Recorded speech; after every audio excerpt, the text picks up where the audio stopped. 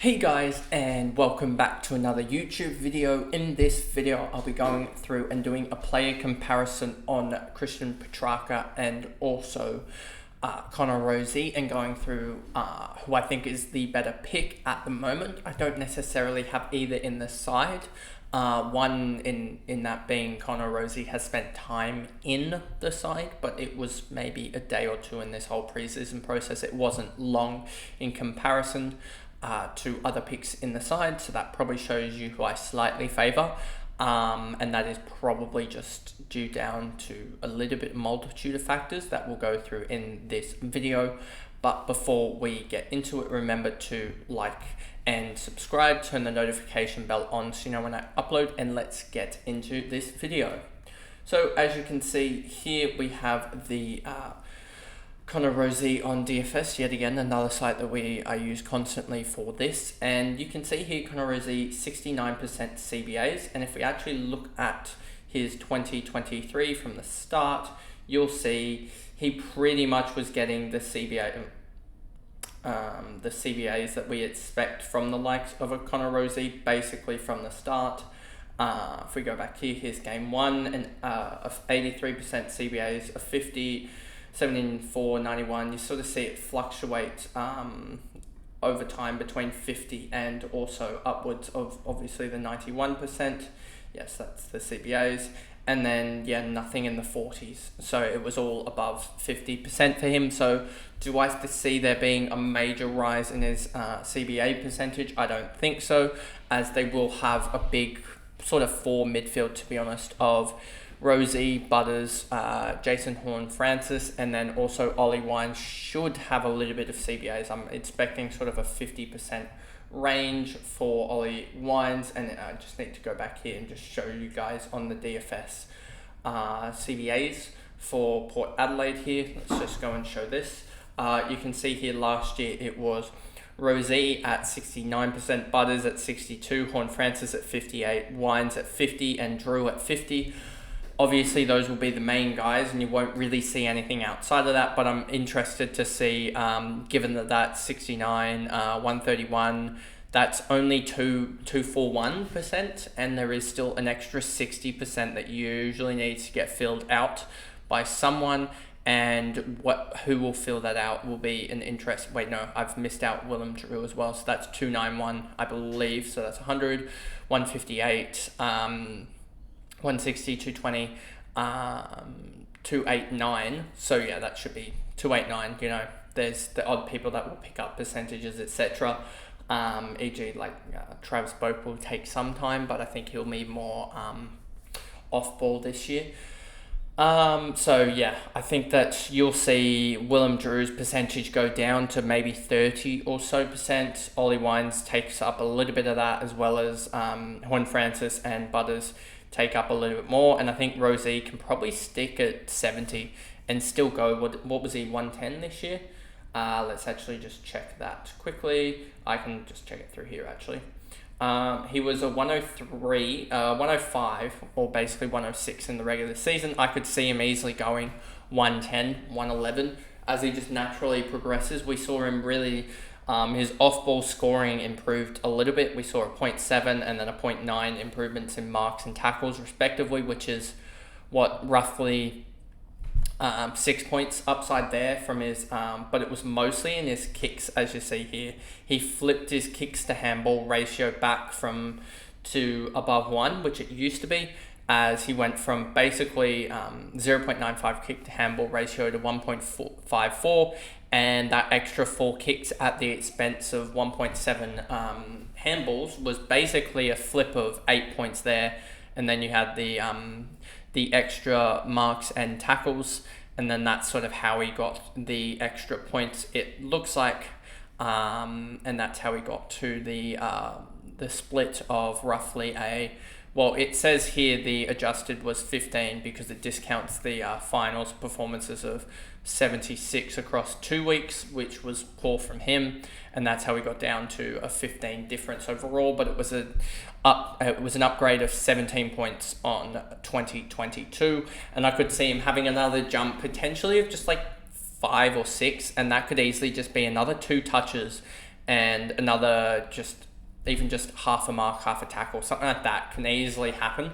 As he's now obviously a full-time midfielder. He doesn't have the bye, which is sort of almost the main talking point of these videos, and of course he has that really kind run to start. We'll use Zach Butters because they play on the same team, obviously, and we'll just show you that he plays Eagles, Richmond, and Melbourne. If we go here, the Eagles, he averages 84 against them, but he went huge against them last year with 133 and went 119 the year before that. His stats are quite distorted if you go by the fancy points overall, just because he's played a lot of games as that half forward, that sort of graveyard shift that I expect, sort of that Zane Dersma, Nick Watson, and some other guys, maybe even Phoenix Gothard if he plays there. There's like 3 or 4 guys. Mana could get that shift as well. So there's like 3 or 4 guys that are rookie price as well that could get this Connor Rozee shift of early, where he actually did pretty well here, but they get this like 55 average that's not really going to help anyone. So that's what I'm expecting some of these guys to get, and that's why his stats here are distorted a little bit. So he plays West Coast, Richmond, and also Melbourne. Richmond, he averages 77 against them, but that did include a 138 and a 102 last year, so 120 or 115 against them. And then did we say Melbourne? Melbourne and Essendon. Let's just do Melbourne.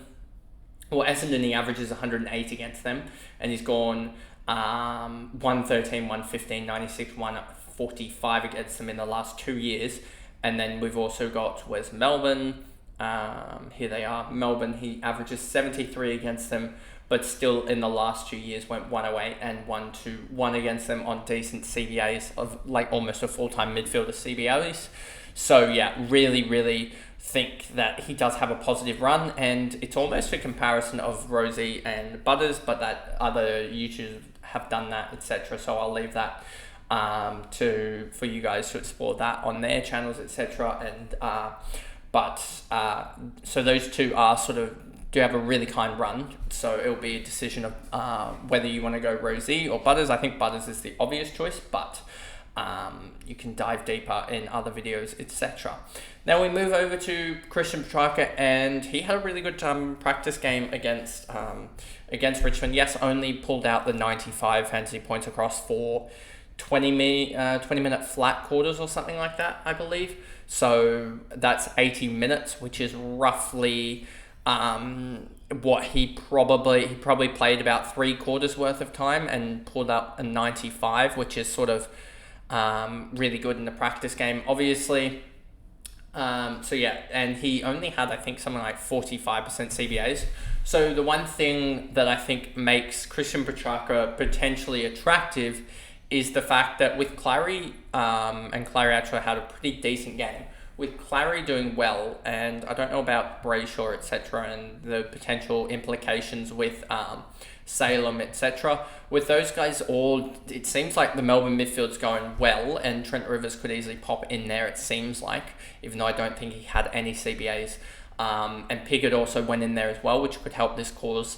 Petracca is attractive because he could potentially sneak the forward status at round 6.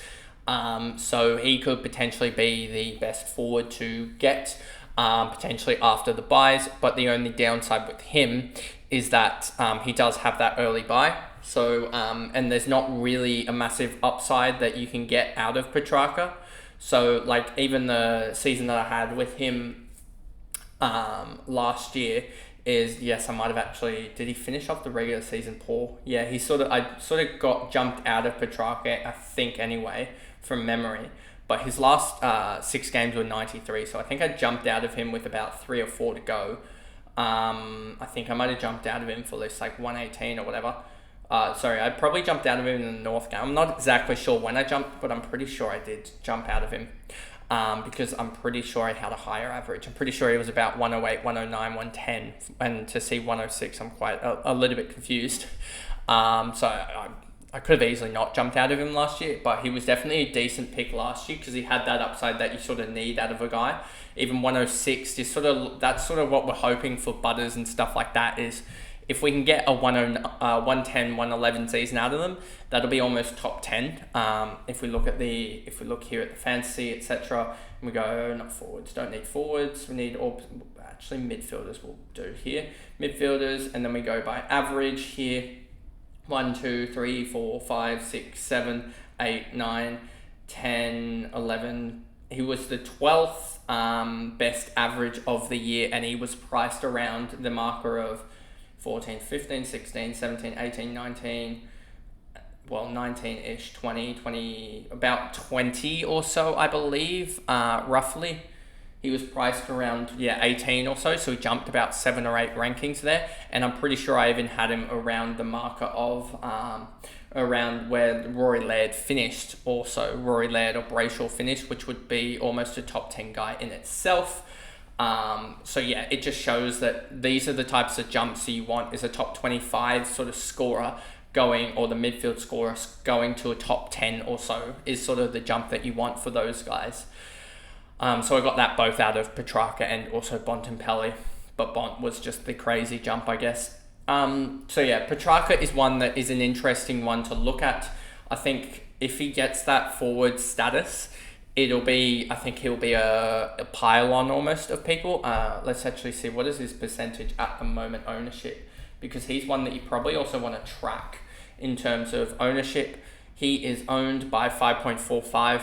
If he has a good round 0, that's obviously going to pop to 8 or 9%. And if he has a good round 0 with like 10% CBAs or 20% CBAs, which would be odd, and he's getting that forward status time, if it's like 70% forward or something, and he gets a good score, you will see people jump on him because they will flick him into the forward line quickly, or people will wait for him to get that forward status, get some other guys, get a lot of those forwards, those 600k forwards, and then combine them together to get Petracca up, to get Petracca quickly, get up to him, because he will be, if he is forward, he will be the number 1 forward without a doubt, because he's scored 100.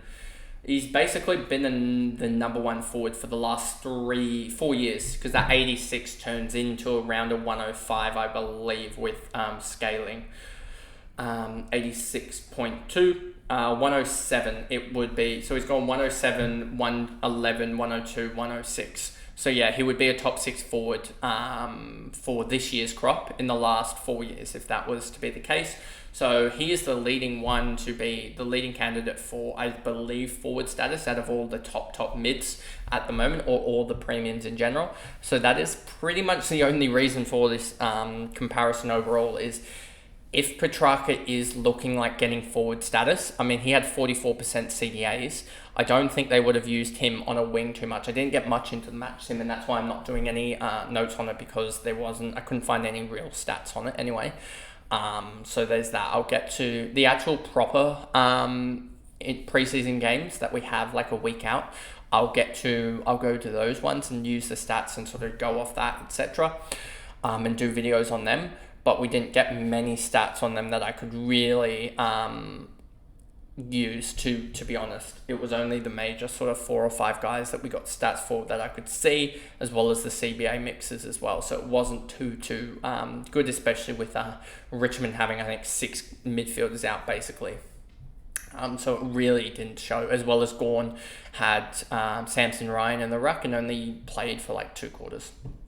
Petracca is one that I don't think has much upside, whether it be historical, positional, or anything, or injury. There's obviously no injury or whatever, so there is no real upside with him. There's no real upside, I should say, in the fantasy scoring.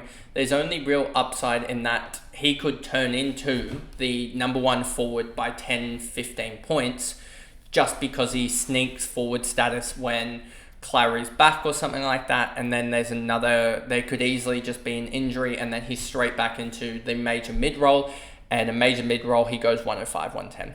Like we've seen the last couple years here, he's gone between 102 and 111 for the last 4 years. So yeah, I think he can easily do that yet again. So that's why I think Petracca could be interesting. But at the moment, if I was to have to choose between the 2 players, I'd go Rozee, because at points he has been in my side, and that is because, like I said, he has the just the method of his scoring is very, very fancy inducive. Obviously, with the he's got both components of the disposal points plus also the non-disposal points. 4.7 marks, 4.7 tackles, and then also a goal, 0.8 goals, 0.7 behinds is almost about 6 points a game there, almost. About 5.5 there as well. So he's getting roughly, if you look at it, I would say that's the free kicks against is about -3. So he's going to get probably 2 plus, say five marks, 15. So he's probably 30. He's probably about 35 or about 33% of his scores. Also, a third of his score is non-disposal, which is round about what we want, 30 to 40%. Of it being non-disposals. Anything more is sort of worrying because they're not getting enough of the pill, and anything less is sort of they're relying on, they're very, very taggable. Whereas Rozee, it looks like isn't as taggable because he's got those non-disposal points where he's always going to probably, his floor is sort of that 60 or so range. It looks like even with a tag. If we go to clear opponent filter, you'll see here where's his low games, a 59 in the finals. I'm pretty sure he got put a little bit tagged in that game. I'm not 100% though because it was so long ago. A 79 here, 69 here against Sydney. I think Sydney ran someone with him. I don't know if it was necessarily Clark or Rowbottom, but they definitely probably would have put someone on him. And then last year you had Richmond, a 64 as well on decent mid-time as well. Where he only puts up a little, not big non-disposal points in these games, but he still racks up the pill a little bit. So I'm not expecting that North Melbourne game, that 79, he didn't get tagged in that. You can see him limited to 20 touches when he usually was on track for 26 touches a game in 2023. So this Sydney game, they would have ran someone with him, and he still got a goal and one mark, 4 tackles, so he still ended up with about 20 odd non-disposal points, which is still around a third of his points. But yeah, just in general, everything shut down a little bit. But that is his floor is a 69, which isn't actually too bad as a premium midfielder, comparative to, I think, guys like Tim Kelly and some other guys that can really get shut down and proper, like, put out of the game with 40s and 50s and stuff like that. I think a 69 for him, especially as a young midfielder, isn't actually that bad. And if he can make that into an 80 this year, he will go big because he has the 138, a 145, a 121, a 133 again here. Is that 2023? Yep. And then another 121 here as well. So he's got massive ceiling games, 5 ceiling games basically there where he goes above 120. So yeah, it just shows his scoring potential. So that is who I would necessarily pick, would be Connor Rozee, just because I think he can be a legitimate top 10 midfielder. The role from Petracca is a little bit worrying, but it could. The worry is that 35% threshold isn't hit, and he sits around that 32 to 34% that he sat a little bit at portions of last year, and that's why his average wasn't the greatest. It was at 1.109, 110, which is what you're sort of hoping for Rozee. But it could easily be, like we saw in that last 5 for Petracca, could easily be a 95 or something like that for portions of the season. So I think Rozee is the safer pick in that he has still got a little bit of probable natural progression, which is harder to pick. So I think he can be that 110 guy. We've seen that Petracca could be that 110 guy, but I don't think the role sticks for Petracca for the whole time to be a 110 guy. But Petracca definitely becomes the more attractive guy during the season, I would say, as Rozee is sort of, you're not really going to be picking him during the season, as he has quite a fair chunk of easy games to start. And what is their buy looking like for Butters? It's around so for Rozee it's round 13, and for Petracca it's round 14. 13 is the good buy as well, so I would be saying that Rozee is a guy. You may actually pick him. I was just saying that you wouldn't pick him. You wouldn't be picking him for upside, obviously, during the season.